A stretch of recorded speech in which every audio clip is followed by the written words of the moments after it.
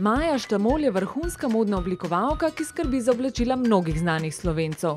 Njeno navdušenje za modo pa se je kazalo že med zbiranjem pustnih kostumov v zgodnjih otroških letih.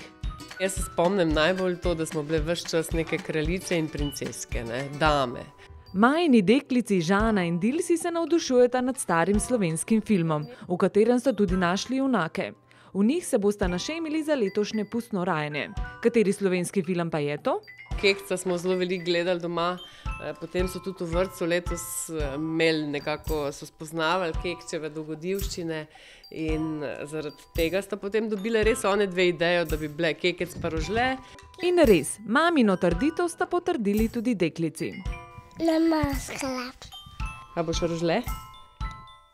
Jaz pa Kekec, mami, oči bedanc, mami pehta. Žani pa se je na vlogo Kekca zelo dobro pripravila. Jaz pa pojdem in zasejem dobre volje pri ljudi.